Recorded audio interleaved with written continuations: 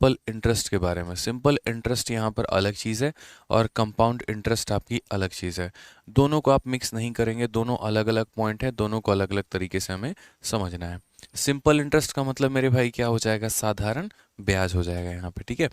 अब simple interest जो होता है वो यहाँ पर क्या होता है, जैसे मान लीजिए कि मैंने कोई पैसा कहीं पर भी जमा किया, किसी बैंक में जमा किया, किसी को जमा किया, और मैंने कहा कि यार ये पैसा है ना, इसके ऊपर मतलब अब जैसे मानो मैंने आपको जितना पैसा दिया, आपने भी मुझे उतना ही पैसा दे दिया, तो मेरा फ़ायदा क्या रहा। अब आज के 10 साल पहले मैंने किसी को 1,000 रुपये दिए होंगे, सोचो, और आज वो मुझे 1,000 रुपये लौटा रहा है। अब इतने समय में महंगाई कहाँ से कहाँ पहुँच गई।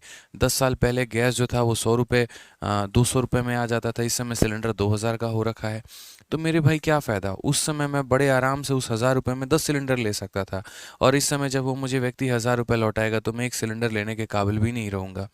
इसी वजह से जिस तरीके से महंगाई बढ़ती चली जाती है, चीज़ों का दाम बढ़ता चला जाता है, तो पैसा भी बढ़ना चाहिए, और पैसा बढ़ना चाहिए तो इसीलिए जो है पैसे को किस तरीके से बढ़ाएं, तो उसका नाम दिया गया साधारण ब्याज। यानी उस पैसे को आप चाहे बैंक में जमा कर दो, उस पैसे को चाहे आप किसी को दे दो, तो वो पैसा रुके नहीं, यहाँ पे वो पैसा बढ़ते चला जाए। तो किस तरीके से बढ़ेगा, तो वो साधारण ब्याज होगा। यानी उस पैसे पर एक परसेंट डिसाइड कर लिया जाता है कि हर साल इस पर इतना परसेंट बढ़ाना है, और वो पैसा मेरे भाई उतने परसेंट से क्या हो रहा होता है, बढ़ रहा होता है।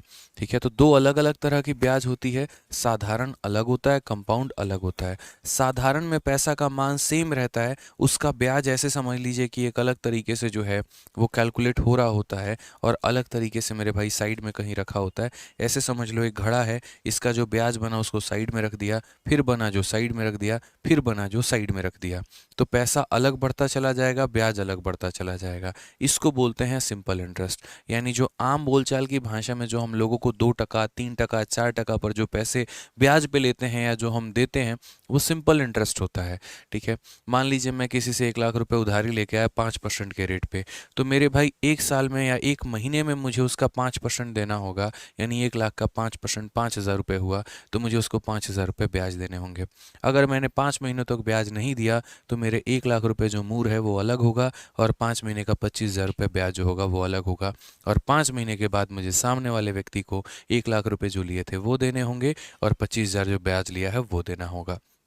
ये होता है मेरे भाई सिंपल इंटरेस्ट, साधारण ब्याज यहाँ पे। लेकिन अगर वहीं हम कंपाउंड इंटरेस्ट की ये बात करते हैं, ठीक है, तो कंपाउंड इंटरेस्ट क्या हो जाता है, तो जैसे आपका बैंक जो देता है कहीं ना कहीं वो आपका एक कंपाउंड इंटरेस्ट है। बोलोगे कैसे, जैसे मैंने अपना पैसा बैंक में जमा किया, 1,00,000 रुपये मैंने बैंक में जमा किया, बैंक ने 1 साल के बाद जो है उसके ऊपर ब्याज मुझे दे दिया 10,000 रुपये। अब वो 10,000 रुपये बैंक क्या ऐसा करेगा कि वो 10,000 मुझे किसी खाते में भेज देगा, ऐसा तो नहीं करेगा। वो 10,000 रुपये बैंक जो मुझे ब्याज देगा, तो वो वापस उसी अकाउंट में ऐड हो जाएगा। आप एक काम करो, 1,00,000 रुपये जमा करके अपने बैंक में भूल जाओ, और 4 साल के बाद जाओ देखने, तो मेरे भाई वो 1,00,000 रुपये नहीं रहेगा, बढ़कर बहुत ज़्यादा अमाउंट हो गया होगा। कैसे, जब वो 1,00,000 रहा था, वो 1 साल के बाद उसका ब्याज बना, तो ब्याज को क्या किया कि उसी अमाउंट में डाल दिया, अकाउंट में डाल दिया। अब अकाउंट में डाल दिया, तो अब जब नया साल से फिर से शुरुआत होगा, तो अब 1,00,000 रुपये पर ब्याज नहीं लिया जाएगा, 1,10,000 रुपये पर ब्याज लिया जाएगा। फिर 1,10,000 रुपये पर ब्याज बनेगा, फिर जो बनेगा फिर वो उसके अंदर जुड़ जाएगा, फिर उसके ऊपर ब्याज बनेगा। तो यानी जब ब्याज पैसे के साथ जुड़ जाता है, तो उसे हम कहते हैं चक्रवृद्धि ब्याज, कंपाउंड इंटरेस्ट मेरे भाई। यहाँ पे समझ में आ रहा है मेरी बातों को लेकर यहाँ पे। तो दोनों चीज़ मेरे भाई अलग अलग है यहाँ पे, और दोनों के अपने अपने यहाँ पे फ़ायदे हैं, दोनों के अपने अपने यहाँ पे मायने हैं। ठीक है, जैसे एक तरीके से आपकी जो चलिए छोड़िए, नहीं बोलेंगे, कई सारे एग्जाम्पल मन में आते रहते हैं, बट अभी कहेंगे तो फिर समझ रहे हैं। आज ये चलिए, तो सिंपल इंटरेस्ट की अगर हम बात करते हैं, तो सिंपल इंटरेस्ट जो होता है मेरे भाई वो क्या होता है, तो सिंपल इंटरेस्ट की अगर हम बात करेंगे, तो सिंपल इंटरेस्ट का जो हमारा फॉर्मूला होता है वो हमारा क्या होता है, तो बोलोगे सर PRT/100 यहाँ पे।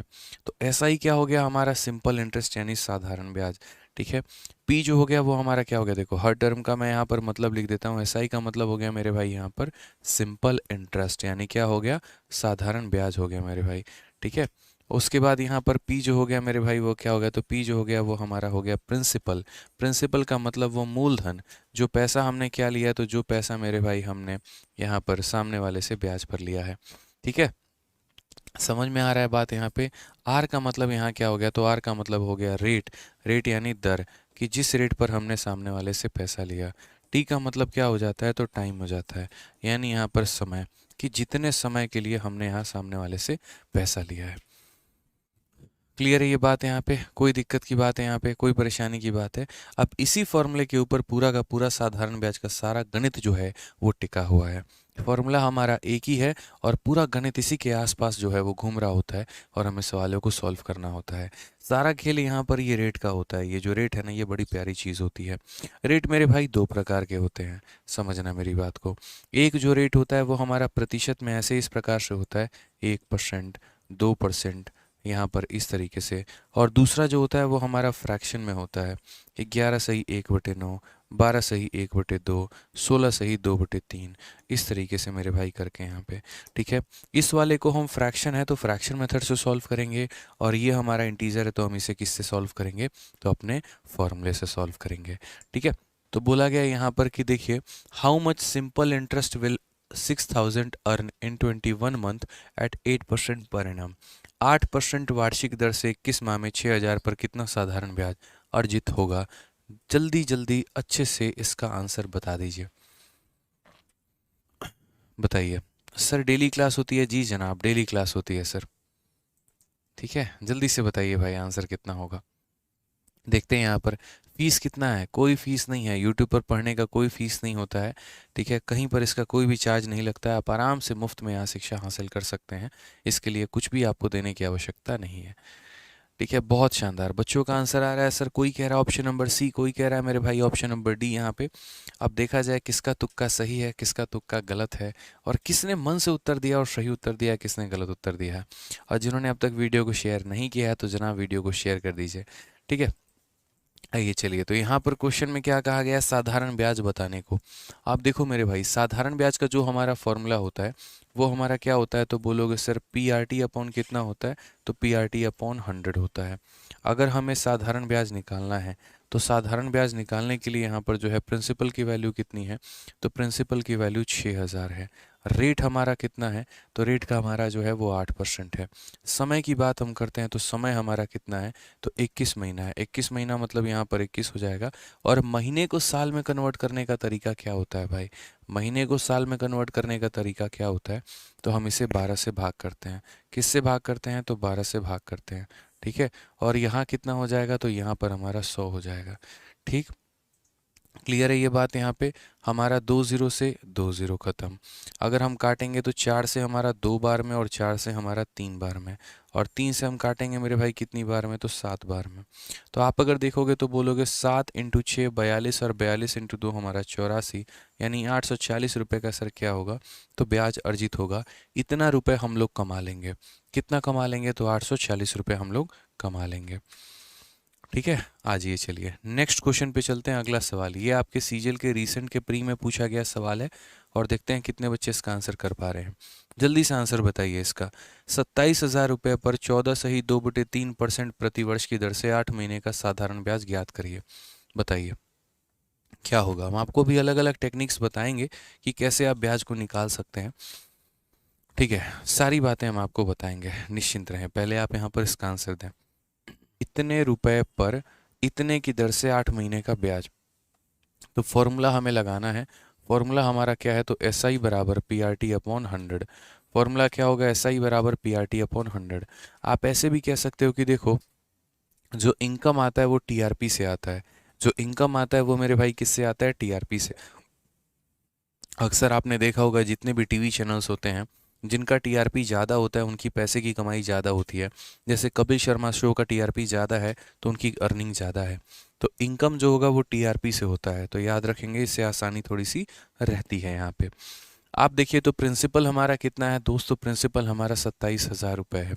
रेट की यदि हम बात करते हैं तो रेट हमारा कितना है, 3 इंटू 14 42, और 42 और 2 हमारा कितना हो जाएगा, 44। तो यहाँ पर 44/3 ये इसके साथ गुना होता है और ये इसमें जुड़ जाता है। और समय की अगर हम बात करें तो समय हमारा कितना है, 8 महीना है। तो मेरे भाई महीना है तो साल में बदलने के लिए क्या करेंगे, 12 से भाग करेंगे। ठीक है, और डिवाइड करेंगे। अच्छा, 1000 नहीं होगा मेरे भाई, पी आर टी अपॉन 100 होता है। कितना होता है, तो 100। P into R into T, और बट्टे में मेरे भाई कितना हो जाएगा, तो बट्टे में यहाँ पर 100 हो जाएगा। सॉल्व कर लो भाई इसको, बहुत आसान है। यहाँ पे तो 0 से हमारा 0 खत्म हो गया। ठीक है। उसके बाद यहाँ पर अगर हम काटते हैं मेरे भाई तो 3 से अगर आप काटोगे, देखो 4 से आपका 2 बार में और 4 से आपका 3 बार में, 3 और 3 9, 9 है तो मेरे भाई कितनी बार में जाएगा, 30 बार में जाएगा। अगर हम देखते हैं तो क्या बोलेंगे, 3 इंटू 2 6, 6 चौके 24 और 6 चौके 24 और 2 हमारा 26, यानी कुल मिलाकर 2640 रुपये की कमाई है। Option number D for Devsena है। 2640 रुपये की कमाई है, option number D for Devsena है।